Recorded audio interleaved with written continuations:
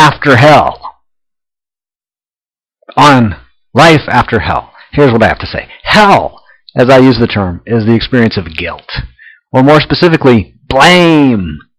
Blaming is the origin of victimhood. Victimhood's the isolating of myself, the identifying of myself as the victim of someone or something which I blame as the villain that victimizes me. You can't be a victim.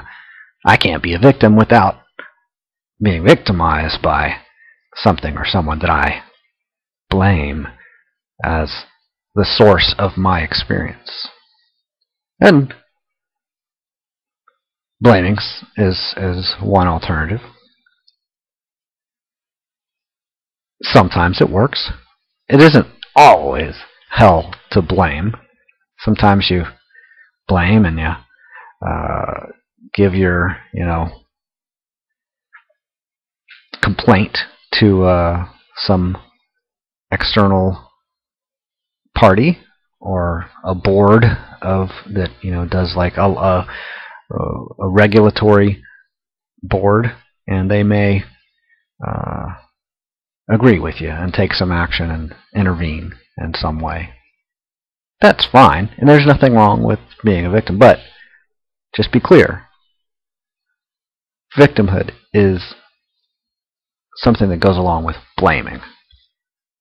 Hell is a life of blaming, a life of victimhood. When life victimizes me, that's hell. Not just one or two pieces of life, but all of life, that's definitely hell. And that has to do with a recognition of language and one's own language. Hell is the experience of guilt. I should have, and more specifically, hell is the experience of guilt and the experience of blame, even more so. They shouldn't have. They instead should have done whatever. So to stop living in hell as a victim, stop blaming. It has to do with language. It doesn't require communicating it to other people for me to have contempt and blame. I can just have it, within myself. I can think like I'm a victim and think of blaming others. Think that this shouldn't be how it is, that kind of guilt. It's like a worshiping of the concept of imperfection, a belief that things are wrong, that God has messed up, if one wants to include the concept of God. God has messed up. God's the creator of all things. God messed up. It's God's fault. God's victimized me. I'm in hell. That's the symbolic language that the poets throughout the ages have used in regard to hell and God.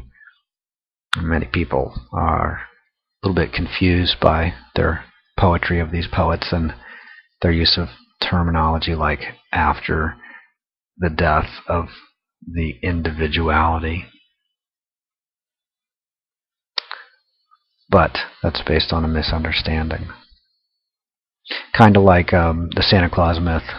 For people to really believe in it, they have to misunderstand the myth.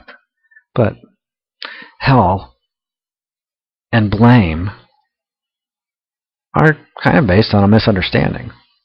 So we're going to see if we can clarify the reality, the actuality of how people sometimes use language to blame and identify themselves as victims and identify their lives as hell. Stop blaming everyone. Stop blaming anyone, including yourself. Here's how. First, before you stop making your life hell, get exactly how we pretend to make life hell. Not just for other people, but also for ourselves. What we give, we experience. Whenever we believe the past should not have been a certain way, and then focused on how the past actually may have been how it should not have been, that's hell. That's a perspective. It's a way of relating to life that I'm calling hell.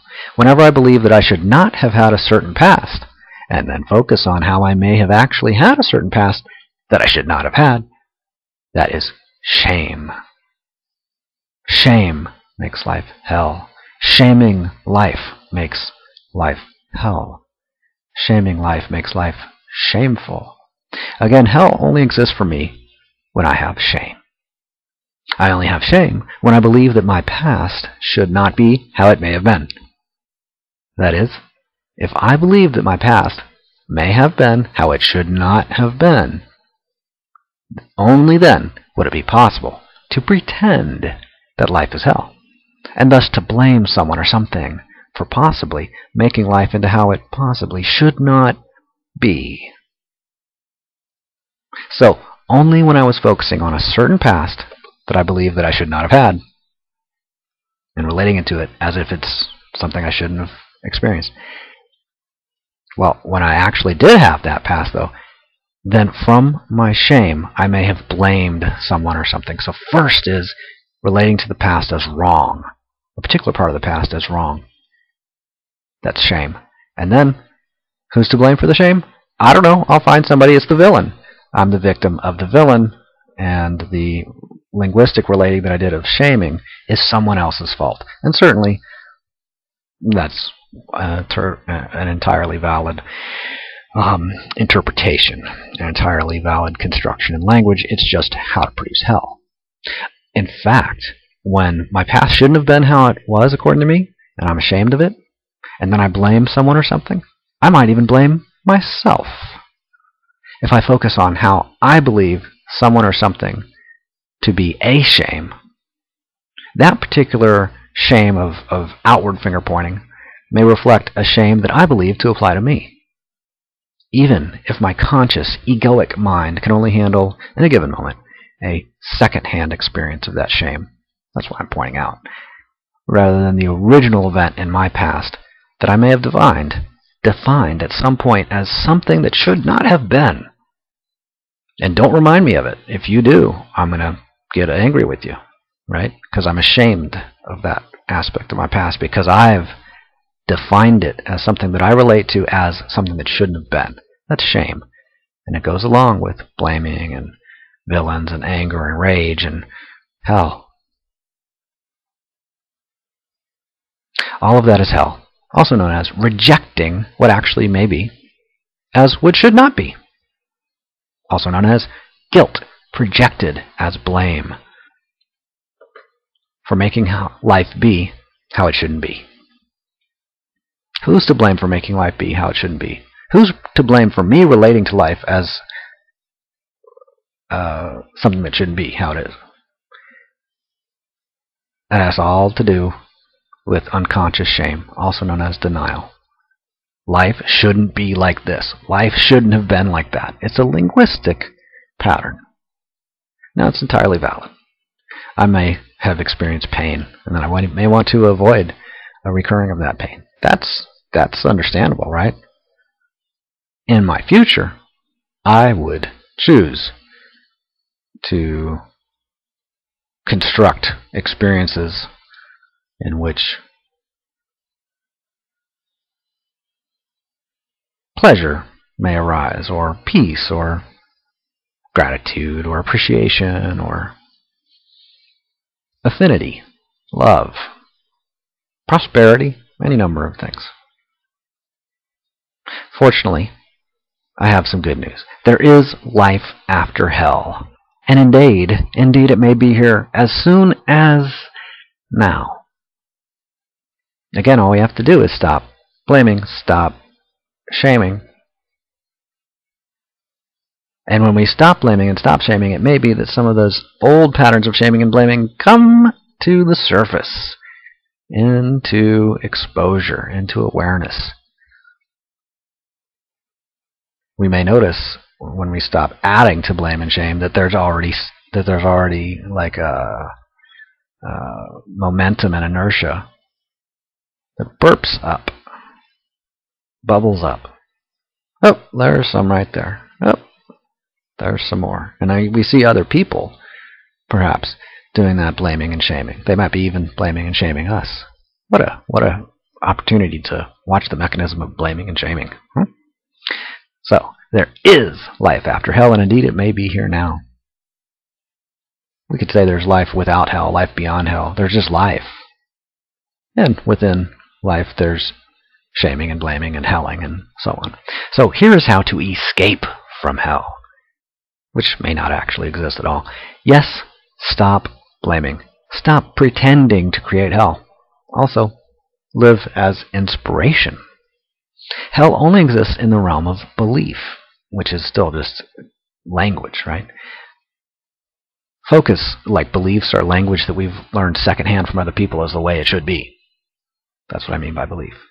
So focus on a belief of what should not be, rather than on what is, and that experience is hell. So here's how to make hell out of life, how to make life hell. Focus on a belief of what should not be, rather than focusing on what is. Focus on language. Give language more importance than all the rest of our ways of relating. In the realm of inspiration, heaven is always now, and is here everywhere. Why? Because God's here. This is what goes back to my comment a minute ago, about after the death of the individuality. After the death of the individuality, which is just a construction in language, when I believe that I am an identity in language, an identifying in words, if I believe that, God has taken on language as who God is, some linguistic construction of identity as who God is. If God just stops doing that, then God's present everywhere. God looks out and sees what? God. Perfection. Patterns of language. Entirely valid. Totally convincing interpretations too. Look at all the sincerity out there. People making life hell very sincerely. Blaming and shaming so sincerely. So heaven is here now and is everywhere for God. The spirit of divisiveness looks out and is sorting out, the tree of knowledge of good and evil. What is what should not be, and what is what should be, and how can we make what should not be into what should be? And it's all this great struggle. And the spirit of divisiveness looks out and sees hell everywhere. People to blame, shameful things, wrong language, wrong people, wrong patterns of behavior. Inherently wrong. It's like a curse. Go around relating to other stuff as wrong, shameful. If other stuff and other people and other patterns and certain patterns are shameful and wrong, wow, that would really be stressful. I would have to be really monitoring my own activity to avoid doing any of those things that are wrong, and to point attention away from my own behaviors toward other people's behaviors. And that's entirely valid.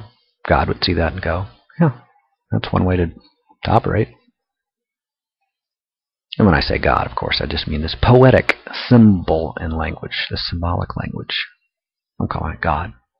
So, hell is pretending that heaven does not exist here now, and that I'm not God, and that there's no such thing as God, and that God, if there was, God messed up, and the devil's more powerful than God, and so on. Hell is pretending. Hell is pretending that words are more important than reality. Hell is pretending that heaven does not exist here now, but that hell does. Why? Because things are not what they should be, and we need to fix it, with the right political program and the right candidate and the right manipulation of my coworkers and the right way of training my children, and all these different issues, very exhausting issues of fixing all the problems of the world that I pretend are the purpose of my life to fix.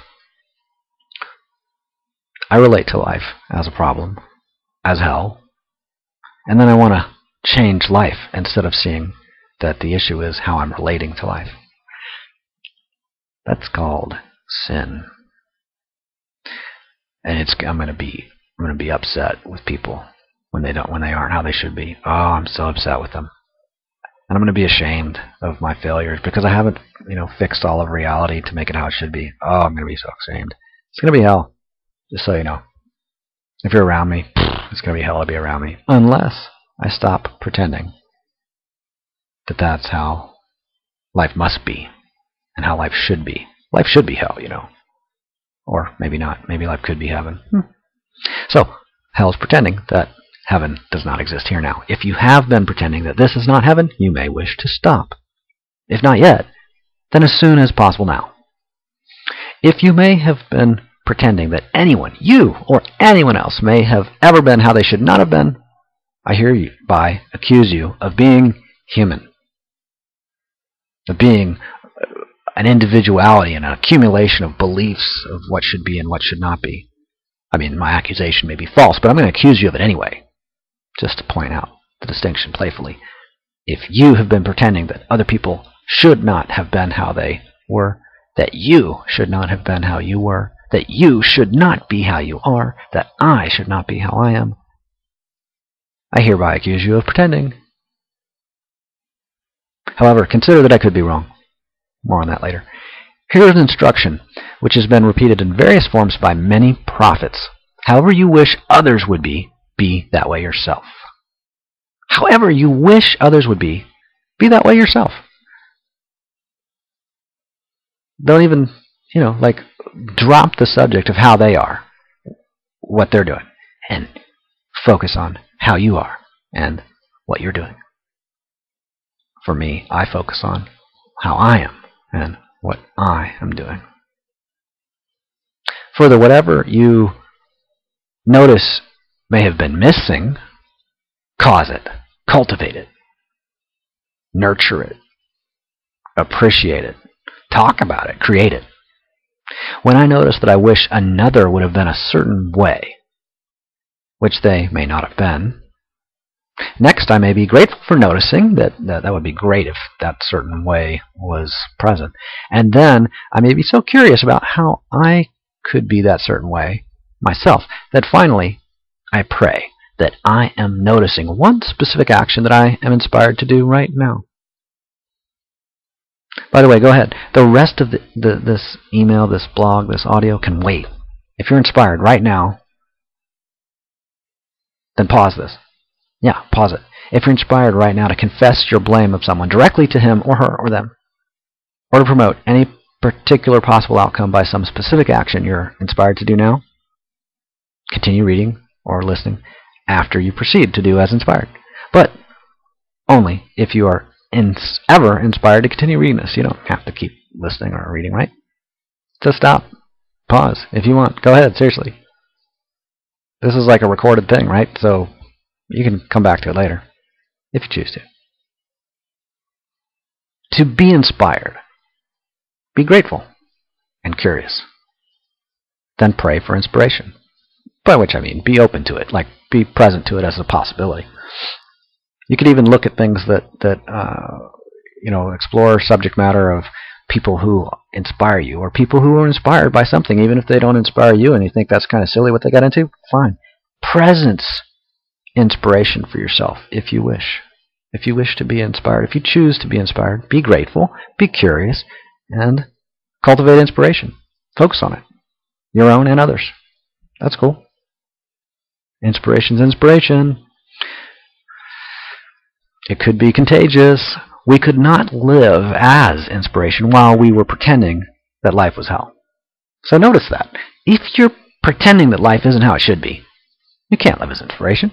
You're busy pretending that life isn't how it should be and fixing it and so forth, and making excuses for why fixing it has been so exhausting and hasn't worked and sucks, and why you had to not live as inspiration because there were important issues that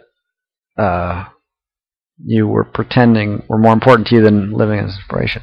So life was never how it should not be. Life is always exactly how it is. Life is always exactly how it is. Life it was never how it should not be. Life is never how it should not be, and life never will be how it should not be. But you can pretend to relate to it like that. That's totally fine. If you do that, that's exactly what you should be doing. So, the belief that God made a mistake, even maybe just that one time, is sin. Life is exactly how it should be, unless you believe that you are living in a hell created by God to punish you for how your past should not have been. Stop blaming God for making your own life hell. Consider that you basically may have done it yourself, which, ironically, may be exactly what you should have done. Because how else would you learn this amazing distinction of how to make life hell or how to live as inspiration? I mean, this is what a great way to learn this distinction, huh? Make your life hell if you haven't completely mastered it. Go ahead, make your life hell. You may be very good at it by now, right? Or maybe not. Maybe you need more practice. Whenever you are done with making life hell for someone, which is always your life that you're making hell, by the way, heaven will be waiting for you to forgive God for what God should not have done, until you stop waiting for God to take you to heaven. You may have heard that God created heaven and earth, right? So who created hell? Isn't that weird? We read in these ancient scriptures, God created heaven and earth. What about hell? That's a way of relating to life. What if hell never existed? We may have just pretended that it did. Whenever you are done with making life hell for someone, which is always your own life, that you're making life hell, well, heaven will be waiting for you. Heaven will be waiting for you to forgive God for what God should not have done. Heaven will be waiting for you until you stop waiting for God to take you to heaven from hell. As long as you stop relating to life as hell and relating to heaven as some future goal, as soon as you stop doing that, as soon as we stop doing that, as long as we I'm messing up the words. I'm supposed to be saying this right. Will you forgive me? I'm sorry. Okay. If anything I've said confused you, I'm sorry. Okay. Heaven is not yet. No, wait. Heaven is not here yet. It can't be, because that would ruin everything. No, we have to have more. So otherwise, what's the point of listening to the rest? I got more to say. Heaven's not here yet. At the end of this audio, then heaven's here eternally, but not yet. Okay. So, what if hell never existed? We may have just pretended that hell existed. If I've been upset by something, I may confess my blame, ideally confessing directly to the group or person who represents to me a target for my own blame. And being specific, about the whole issue. Any blame that I ever experience is mine. Any blaming that I ever do is my own doing. Remember, God does not blame us. God does not create sin. God creates us in God's own image. If I blame God, that is not about God, but about me. If I blame me, that is about who I may have pretended to be, not the one that God created me to be.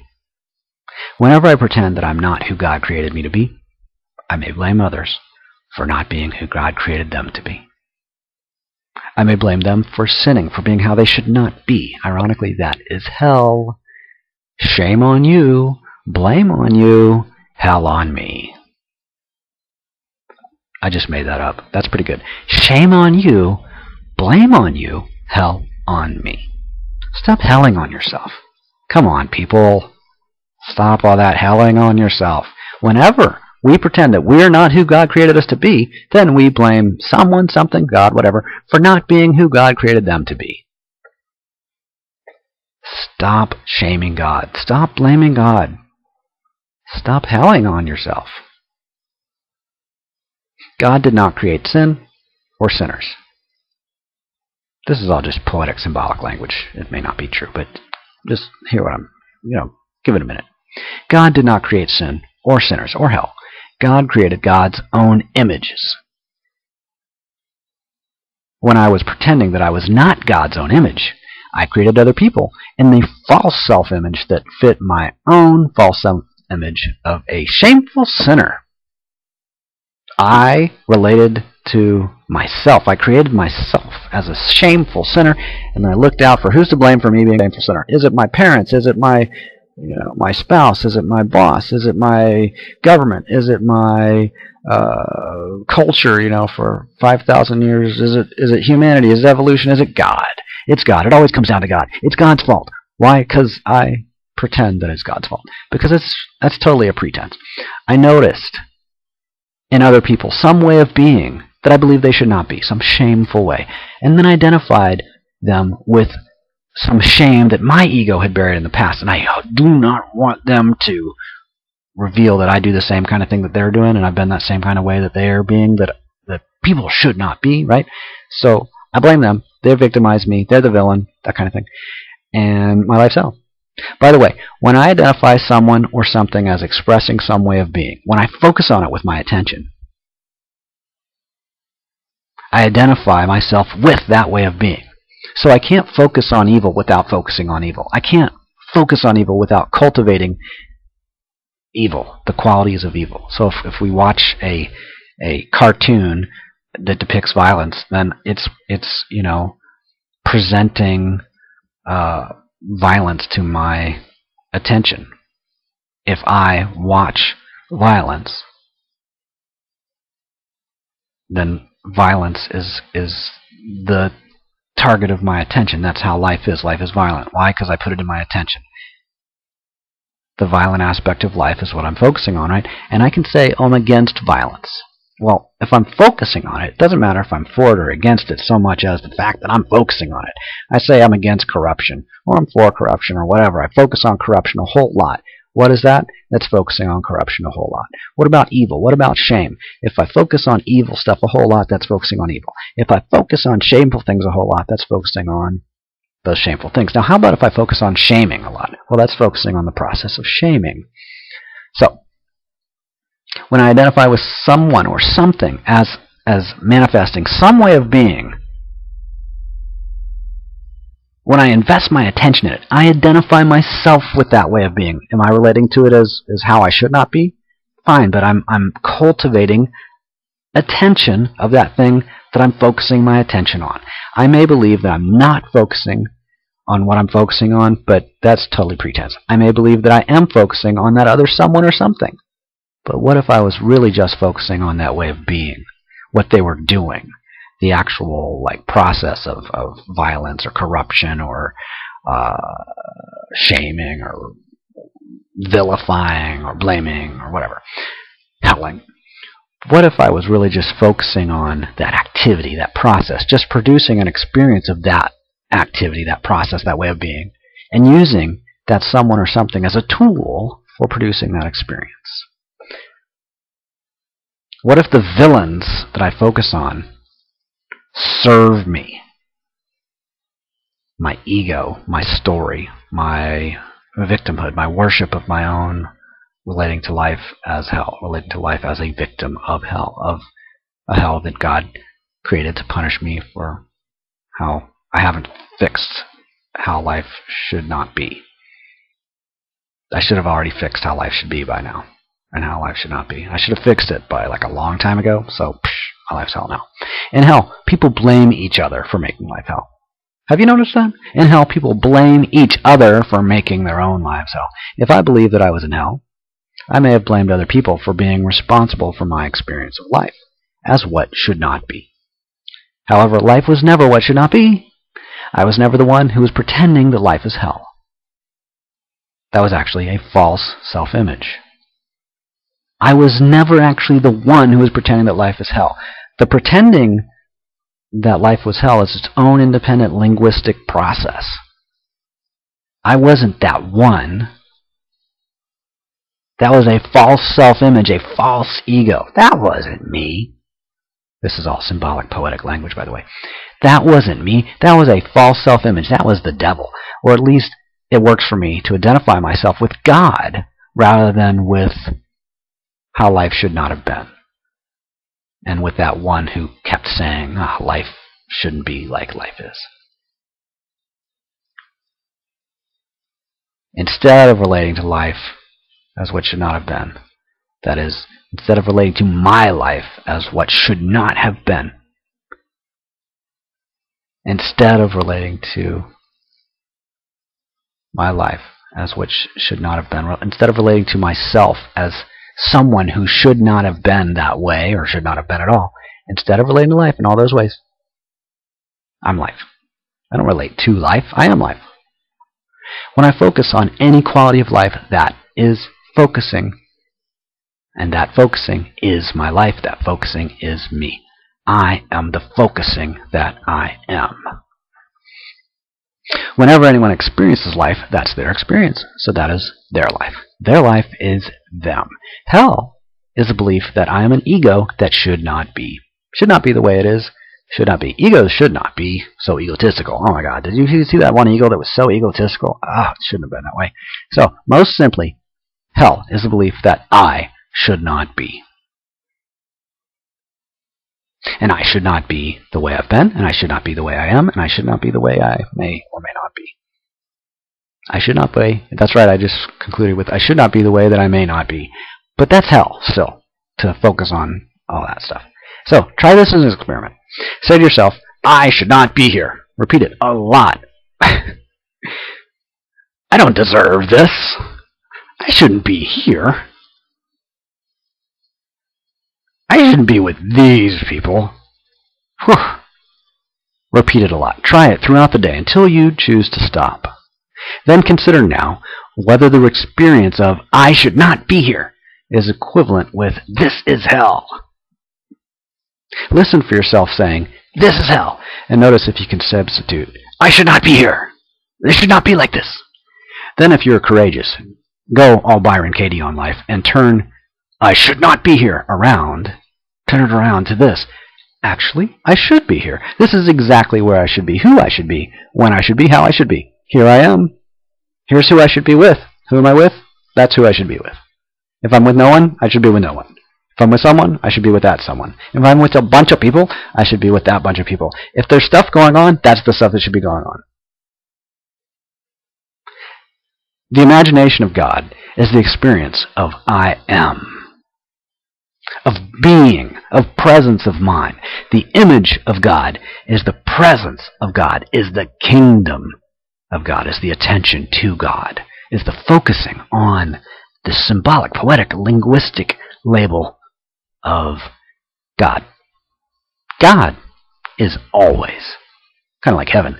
The ego may have pretended to always be, but the ego is not always. The ego, changes. There's like a totally different ego. It gets reincarnated as a new ego.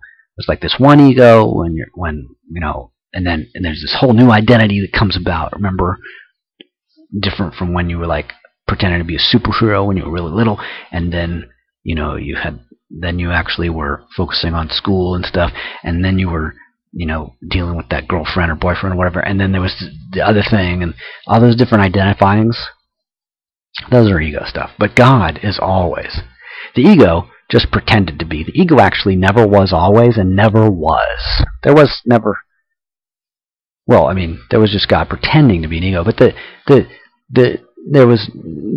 ego shouldn't have been, and it wasn't. Okay, there wasn't an ego. The ego was a process. It wasn't actually a thing, like an actual identity. It was just a process. So, if my ego, which doesn't exist, has been upset by something, the ego may confess its own blame, its own responsibility.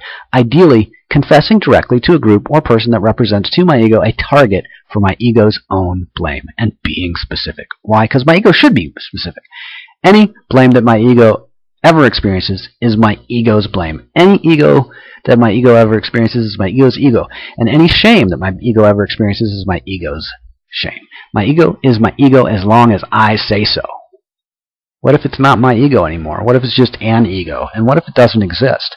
Well, anyway, I pretend that I'm not God's image as long as I say so.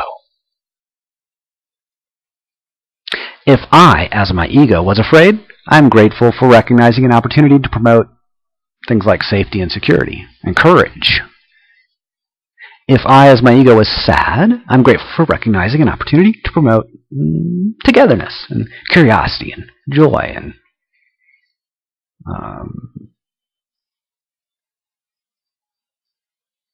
support, empathy, things like that. So if I, as my ego, is angry, I'm grateful for recognizing an opportunity to promote compassion and gratitude and respect for boundaries and things like that. So God is grateful. God is curious. God lives as inspiration. God forgives all blame that any ego may have ever pretended should not be.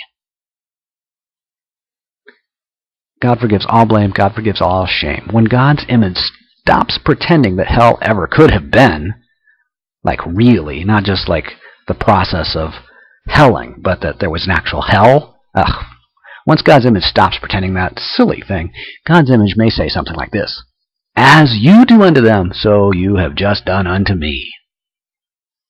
As you do unto them, so you've just done unto me." God's image may even say to love everyone as if you were them. Love them as yourself. Because that might actually be cool. You might like it. It might not be true, but it might be a good experiment. Just try it. But what about people who call us their enemy? Asks the ego.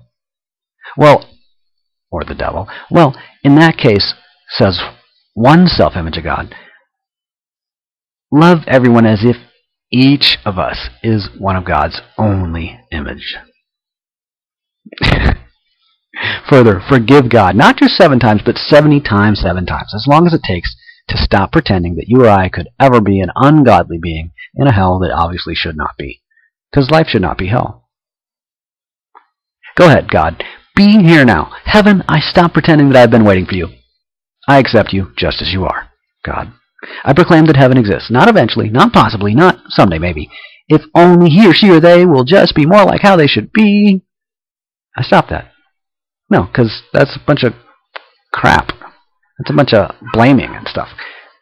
I stop pretending that other people are God instead of me, such that they could have the power to make me into a victim and my life into hell. Whew, that's a funny thing to say. Those people are the villain and they're making my life hell. Well, not funny like funny, but funny like distinctive, like odd, like ironic. Only I could pretend to make heaven into hell so well that I actually believed it for as long as I did. Though now I know who I am. Yes, I may have pretended to be a victim. I may have related to life as if I was the victim of life. So what? God's kingdom, come. God's will is done. On earth, what happens is God's will, not anything else. The only thing that happens on earth is God's will. Just as God's will is in heaven, whatever happens in heaven happens on earth. Just as God's will in heaven is whatever happens in heaven, God's will in heaven is also whatever happens on earth. Where's heaven? Heaven is a linguistic symbol. How we relate to, how we create life as God. Through language, through relating to life as language. Heaven is that process of relating to life as language. I just made that up, but it works for me. The two are identical. Heaven and hell, those are just expressions of God wills. I'm sorry, I meant to say, I made a mistake. Heaven and earth are just two expressions of God will. Heaven is the linguistic relating, and earth is the outcome of that linguistic relating, that labeling process. We can make life hell. Okay, fine. But it's not true. It's just pretending. The two, heaven and earth, are identical. They're not really isolated. God made heaven and earth. God made heaven and earth. Kind of like God made the front of the hand and the back of the hand. What's the exact boundary between the front of the hand and the back of the hand? There isn't really an exact boundary. It's kind of a linguistic distinction. Heaven and earth, they're actually, 2 words. So I stopped pretending to isolate them into a good one and an evil one, because if there's heaven and earth and heaven and hell, then earth must be hell. Anyway, so by the way, I pray with gratitude that God gives us today everything we need today. I also claim with certain faith that God forgives whatever shame of that should not have ever happened, that shaming, that I may have believed to be real. I claim that God forgives that. just as I forgive, like in the very moment now, that I forgive those who may have done me or done something I didn't want them to do and so on. Even thanking them for reminding me of a treasure that I may have buried underneath the belief of shame. What treasure could that be? There's no cup large enough to contain all of the blessings in heaven which God has stored for me, keeping the treasure safe through the very mechanism of my belief in hell. That's the layering. That's the covering. The belief in hell keeps the treasure safe. Those who did not believe in heaven, but believe that God judged them eternally guilty for doing what they should not have done and being how they should not have been, wouldn't it be predictable that they might have devotedly trained us that we should not openly experience ourselves as God's image? At least not just yet. We have to, fix reality first. How can we forgive them? Our parents and priesthoods and all those religious and political leaders and blah, blah, blah, blah.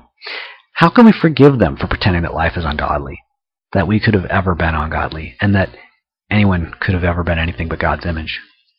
Just stop blaming them. That'll work. Or turning around the other cheek, how can we not forgive God's image for pretending that life should not be how it may have been? Pretending that they should not even be here. At least, certainly not like this.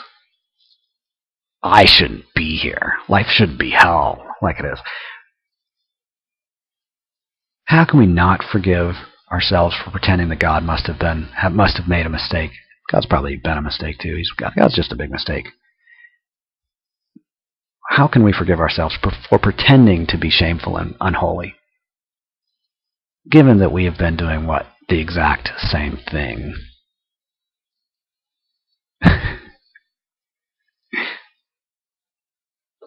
How can we blame ourselves for blaming ourselves? How can we forgive ourselves for forgiving ourselves? How can we forgive ourselves for blaming ourselves? And how can we blame ourselves for forgiving ourselves? Of course, we may have learned that way of being from others, that whole relating in language thing. We may have learned it, those patterns. We may have taught it to others as well. Haven't you ever treated someone as if they should not have been how they may have been? Who hasn't? Let the one among us without guilt cast the first blame. Hey, where's everyone going? Was it something I said? I forgive all the churches and all the congregants for perhaps slightly misrepresenting a few of the sayings of a few of the wise teachers in the rich history of human spirituality. In fact, I confess that my ego may have been confused and could have only blamed an error. The only blaming is done in error. It's a mistake. It's sin. It's okay. It's ignorant. Could be arrogant, but definitely ignorant. I hereby proclaim all of them, all of us, including me personally and you personally, to be exactly who we are. I proclaim my past to be redeemed from "it should not have been like that" to God's will is present in all of the past, all the present, and all the future. I redeem my past, and in so doing, I redeem life itself, including you and I. We're all redeemed. The will of God, or the way of the Tao, etc., is exactly however life actually is. When however life actually is just one way of how life actually may be, then anything is possible through the Holy Spirit of God's creation. When I blamed you, when I blamed the image that I made from my own past into an image of you, you were reminding me that I may have forgotten that I am God's creation, and so are you. Thank you so much. I'm sorry. Please forgive my confusion. I love you. I redeem you, and I, both to be holographic bubbles, reflecting only God's holy creation. In other words, I stop arguing that my life must be a mistake made by an incompetent God. What a relief. There is life after hell, at least to the extent that hell ever may or may not have existed. If this is good news to you, go ahead and spread the message of God's spell of inspiration across your entire life, now and forever. By the way, if you ever notice yourself worrying about whether to do it or when to do it or how to do it, consider stopping, at least for long enough, to laugh at yourself. However you wish life would be yourself. To be inspired, be grateful and curious. Then pray for the inspiration to intuitively come to your attention as to what to do next as soon as possible right now. Stop trying to make life eventually become hellish. Eventually become less hellish. Instead, spread heaven. Go forth and multiply the experience of however you choose to focus. The creative presence of God is among you within. When you stop pretending otherwise, you may notice God's laughter pouring through your body like a comedian trying very sincerely to keep a straight face, but then suddenly failing completely to deny themselves the experience of a heavenly joy. God may be blessing you right now. When? Now. God may be blessing you right now. If God could be blessing you right now, and you may have even just accepted the possibility that this could be heaven already, how, then, now, do you choose to handle this opportunity? What are you going to do with all the curiosity that you've been kind of like, suppressing? Yeah. And all the joy. What are you going to do with all that joy? And all that gratitude and all that like creativity and stuff? Huh. Well, I know what I'm going to do. I'm going to make an audio. Okay, I just did, didn't I? Okay, I'm gonna be done in a moment. This, by the way, I wrote August 12th, 2009. It is March 1st, 2012 now, or so I'm told. Wow, that was long. Thanks for listening. If you got all the way to the end, you get like a lollipop.